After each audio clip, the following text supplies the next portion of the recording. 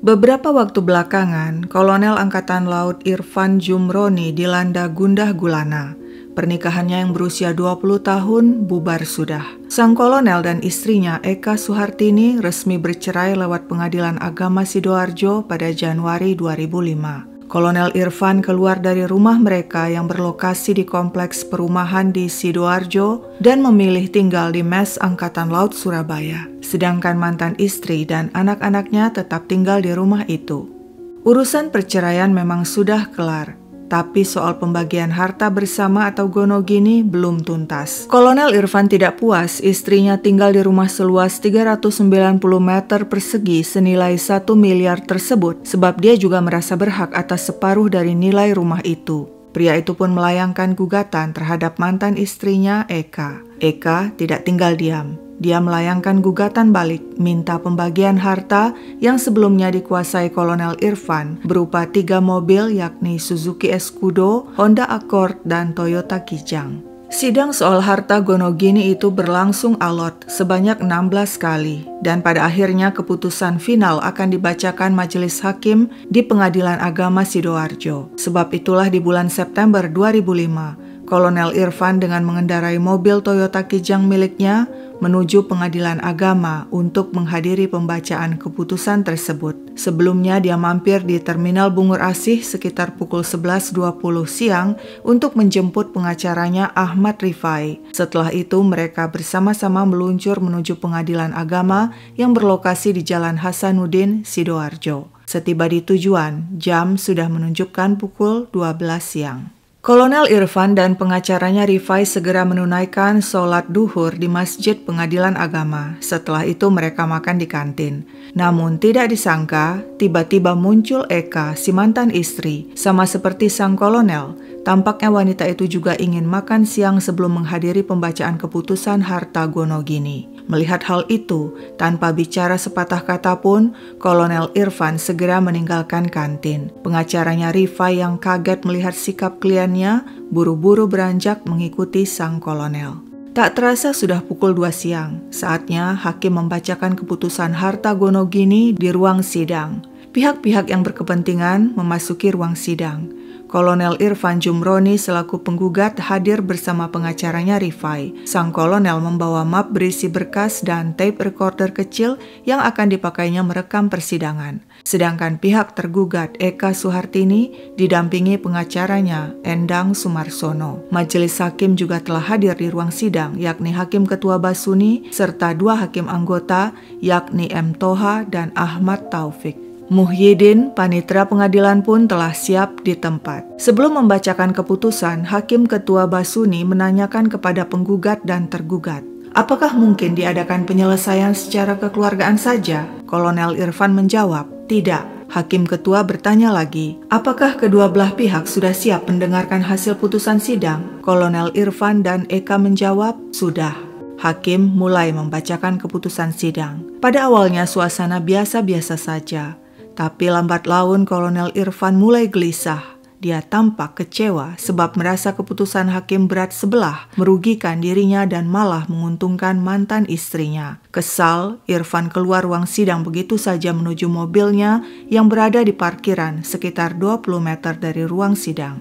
Namun 5 menit kemudian pria itu kembali ke ruang sidang untuk mendengarkan pembacaan keputusan hakim. 30 menit berlalu. Kolonel Irfan semakin kecewa. Tak satu pun keputusan hakim yang dirasanya menguntungkan dirinya. Lagi-lagi pria itu keluar dari ruang sidang menuju mobilnya. Dan selang beberapa saat dia masuk lagi ke ruang sidang. Kolonel Irfan merasa kalah. Dia geram.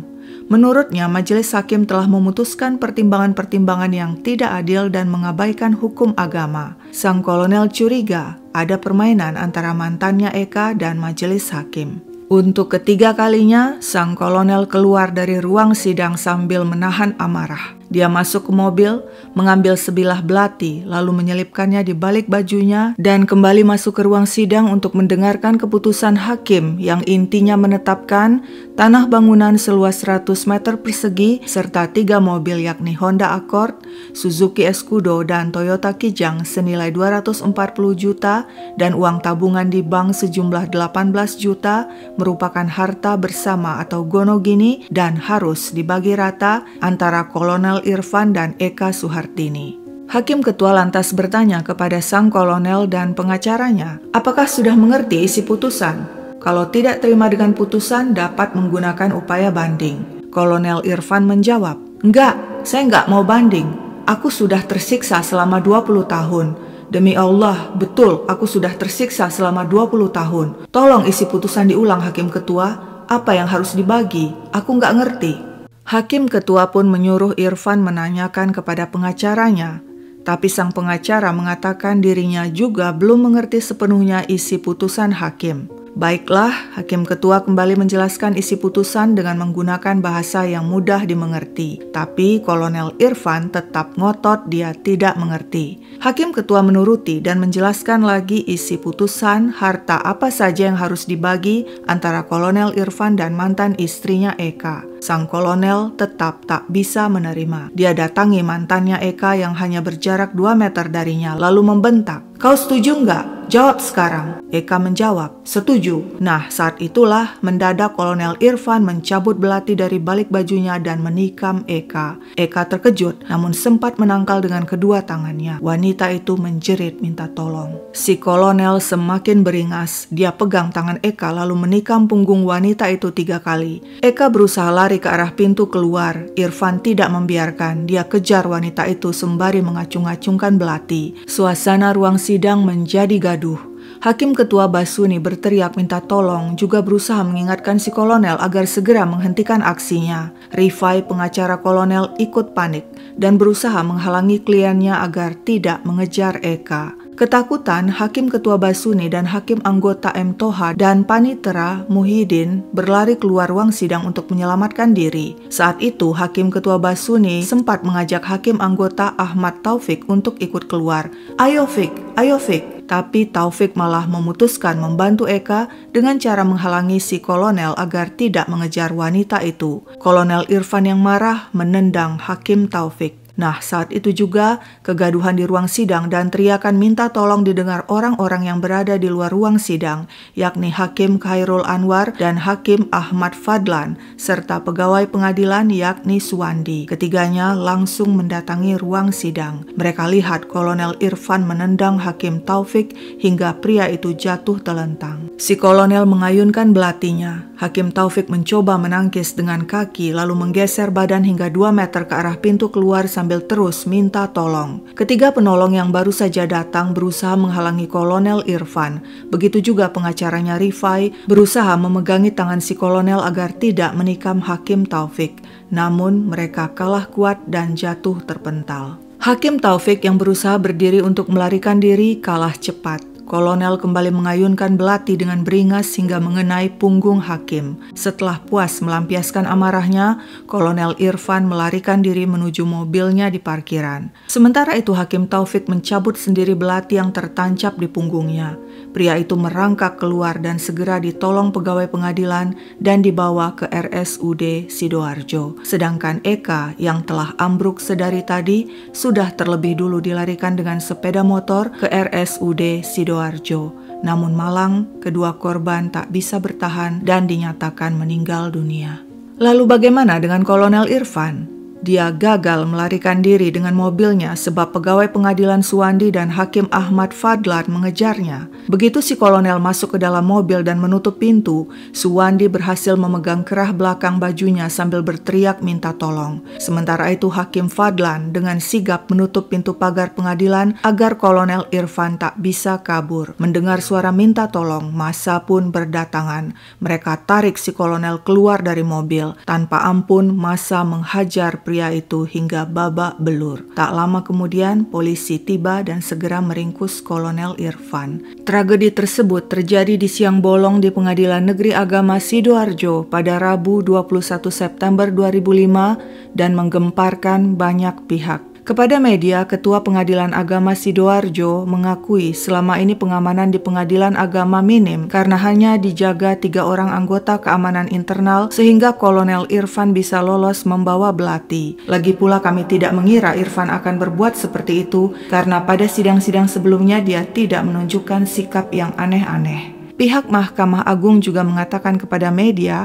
tidak semua proses persidangan harus mendapatkan pengawalan ketat pihak kepolisian. Ini perkara perdata, apalagi sidang di pengadilan agama yang membahas perceraian dan pembagian harta gonogini. Sesuai prosedur memang tidak ada pengamanan. Persidangan yang mutlak diamankan adalah kasus pidana seperti terorisme, pembunuhan, perkara non-pidana yang menyangkut pilkada, dan perkara lain yang dikhawatirkan mengganggu jalannya persidangan. Sementara itu, Wakil Ketua Pengadilan Agama Jawa Timur kepada media mengatakan sangat menghargai keberanian Hakim Taufik melerai aksi Kolonel Irfan di ruang sidang. Sang hakim mati syahid karena meninggal sedang menjalankan tugas. Padahal saat kejadian bisa saja Hakim Taufik melarikan diri sebab posisi tempat duduknya paling dekat dengan pintu. Tapi almarhum bukannya lari mencari selamat, tapi malah melerai dan malah kehilangan nyawanya.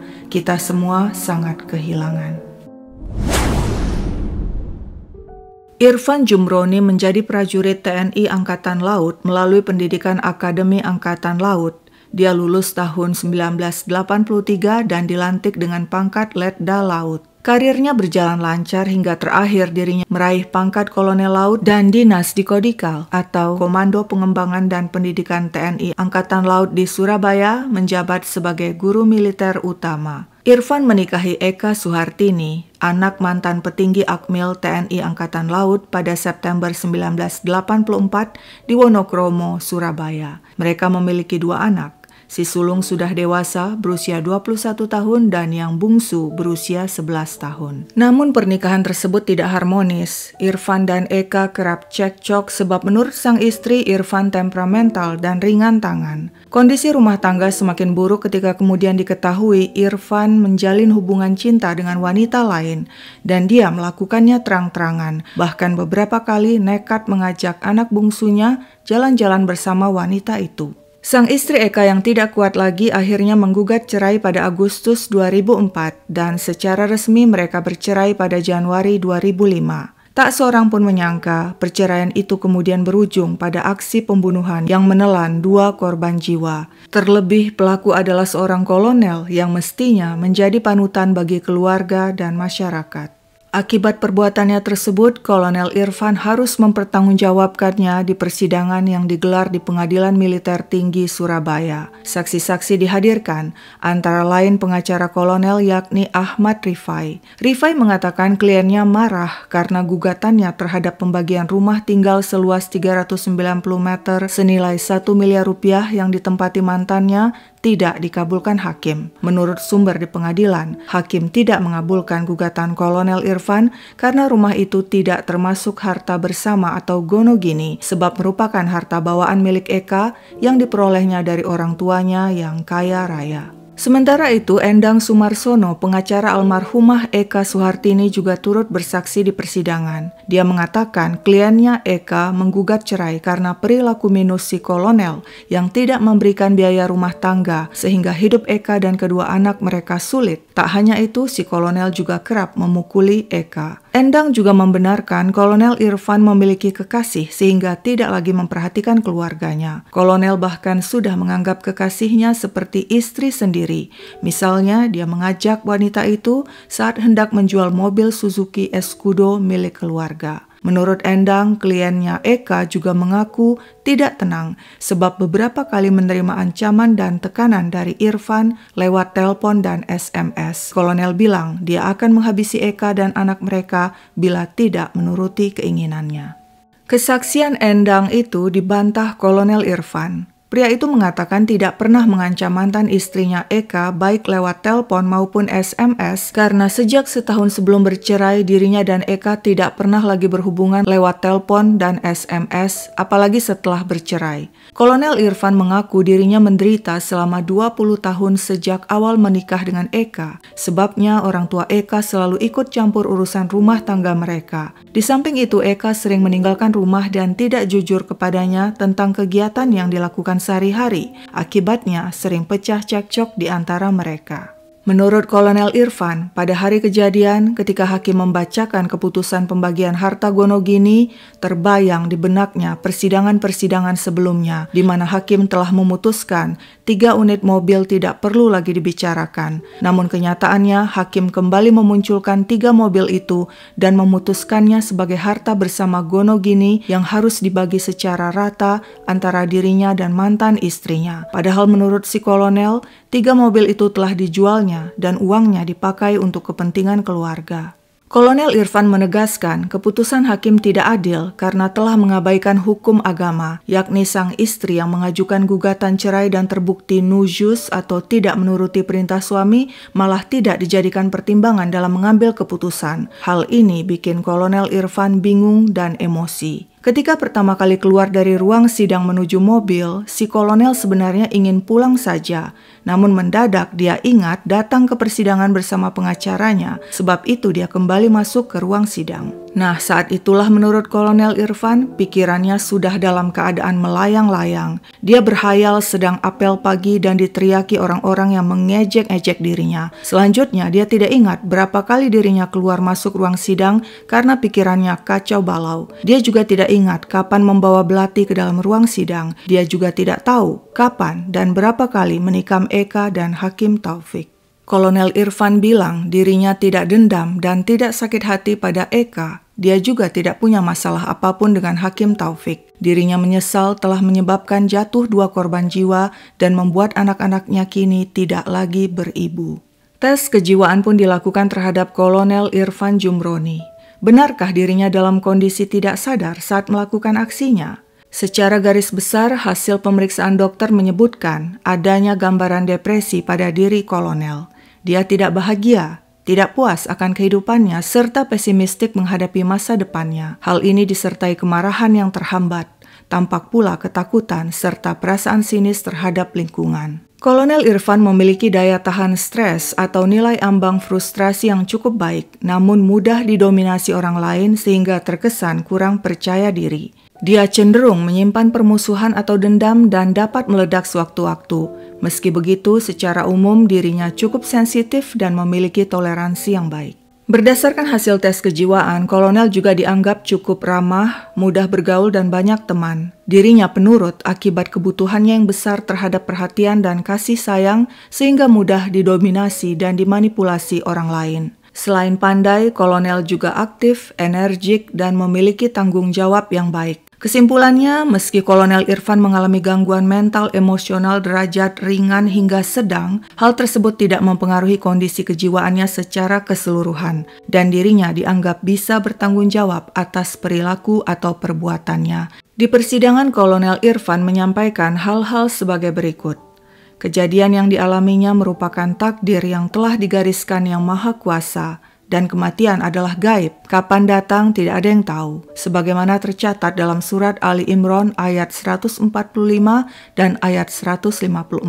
Kolonel juga merasa bersalah dan menyesali perbuatannya, serta mohon maaf sebesar-besarnya pada pihak keluarga korban Eka Suhartini dan Hakim Ahmad Taufik dan kepada keluarga besar TNI Angkatan Laut. Kolonel menyatakan dirinya masih punya 2 anak yang membutuhkan perhatiannya. Sebab itu dirinya mohon kepada majelis hakim agar diberi kesempatan bertaubat untuk mengasuh kedua anaknya. Kolonel Irfan mohon putusan yang seadil-adilnya.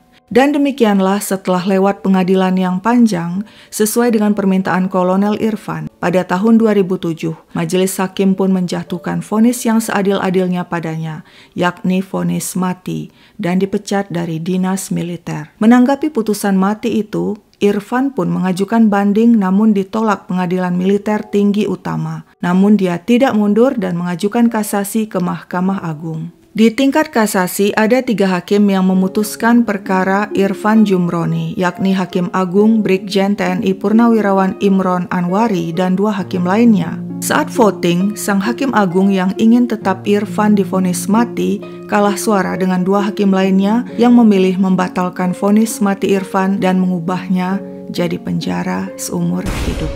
Sekian dulu ceritaku, sampai jumpa kapan-kapan.